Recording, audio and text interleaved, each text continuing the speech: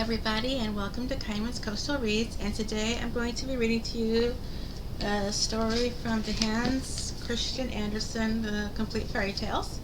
And the story I'm reading today is called The Child in the Grave.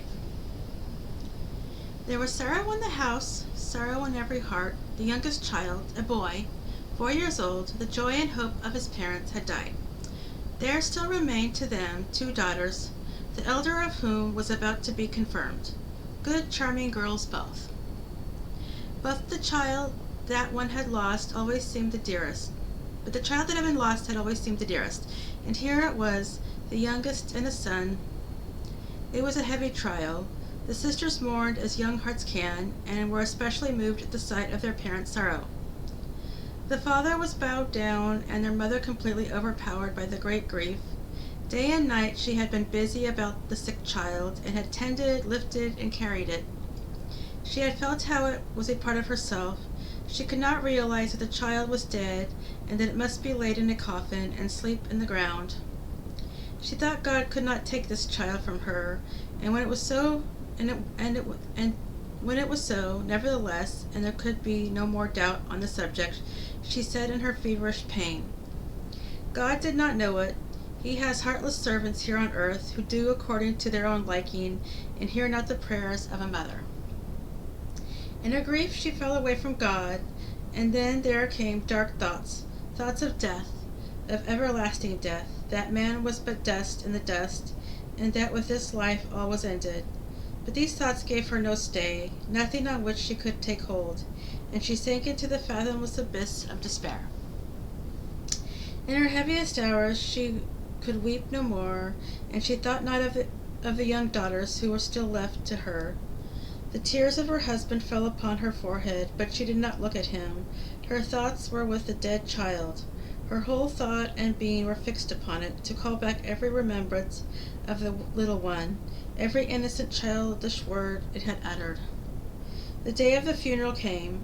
For nights before, the mother had not slept, but in the morning twilight she now slept, overcome by weariness. And in the meantime, the coffin was carried into a distant room, and there nailed down that she might not hear the blows of the hammer. When she awoke and wanted to see her child, the husband said, "We have nailed down the coffin. It was necessary to do so." "When God is hard towards me, how should men be better?" she said, with sobs and groans. The coffin was carried to the grave. The inconsolable mother sat with her young daughters. She looked at her daughters, and yet did not see them, for her thoughts were no longer busied with home. She gave herself up to her grief, and grief tossed her to and fro, as the sea tosses a ship without compass or rudder. So the day of the funeral passed away, and similar days followed, of dark wearying pain, with moist eyes and mournful glances. The sorrowing daughters and the afflicted husband looked upon her who would not hear their words of comfort, and indeed what words of comfort could they speak to her, when they themselves were heavily bowed down? It seemed as though she knew sleep no more, and yet he would now have been her best friend, who would have strengthened her body and poured peace into her soul.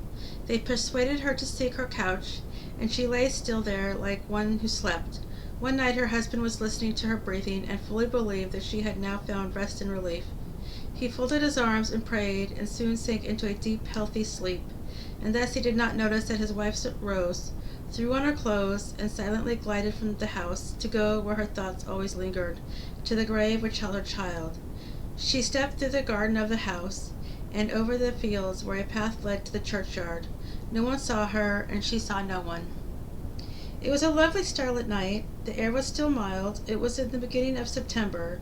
She entered the churchyard, and stood by the little grave, which looked like a great nosegay of fragrant flowers.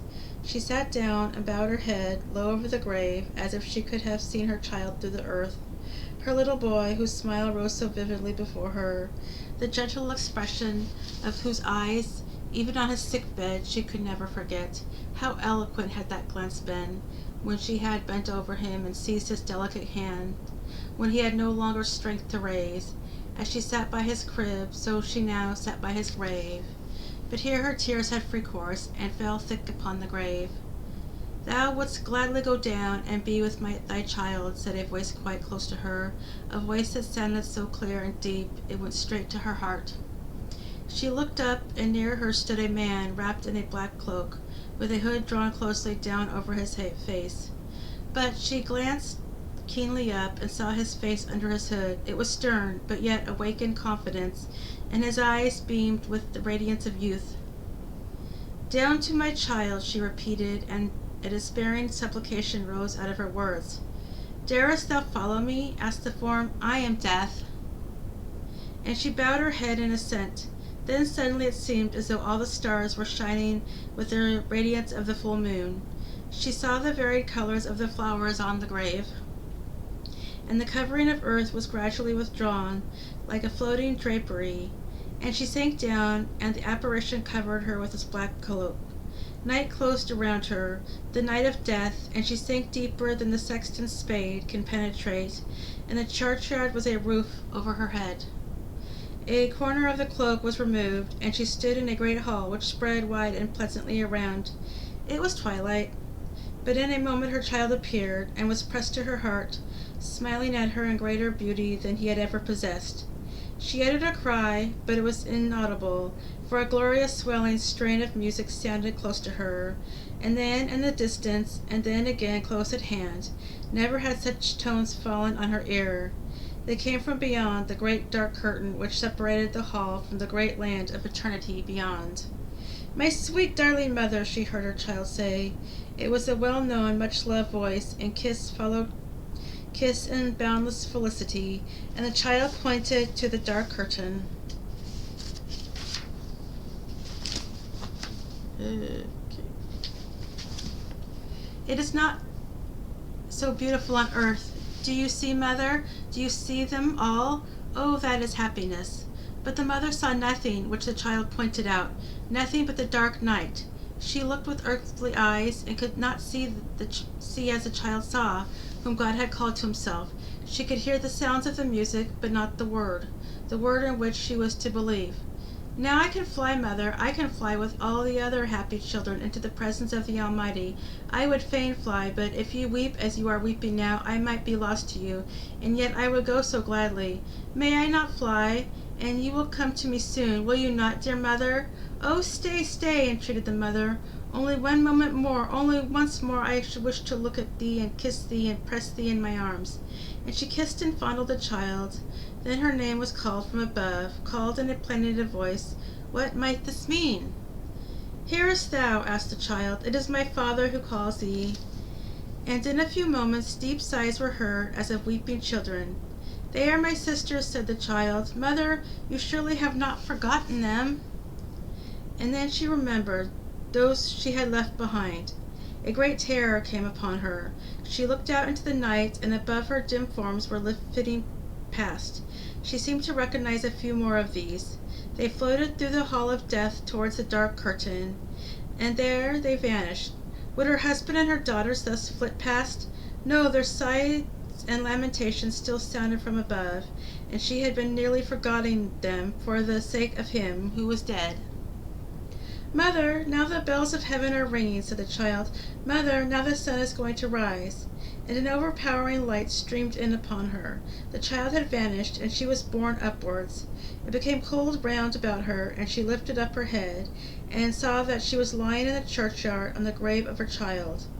But the Lord had been a stay unto her feet, and a dream, and a light to her spirit, and she bowed her knees and prayed for forgiveness, that she had wished to keep back a soul from its immortal flight, and that she had forgotten her duties towards the living who were left to her. And when she had spoken those words, it was as if her heart was lightened. Then the sun burst forth, and over her head a little bird sang out, and the church bells sounded for early service. Everything was holy around her, and her heart was chastened. She acknowledged the goodness of God, acknowledged the duties she had to perform, and eagerly she went home. She bent over her husband, who still slept. Her warm, devoted kiss awakened him, and heartfelt words of love came from the lips of both, and she was gentle and strong as a wife can be, and from her came the consoling words, "God's will is always the best." Then her husband asked her, "From whence hast thou all at once derived this strength, this feeling of consolation?" And she kissed him and kissed her children and said, "They came from God through the child in the grave." The end. And that is the story of The Child in the Grave from Hans Christian Andersen. Complete fairy tales, and I hope you enjoyed this story. And if you like this video, you can hit the like and subscribe button. And I will be back hopefully tomorrow with another fairy tale for you all. And thanks for watching. Have a great night. Bye.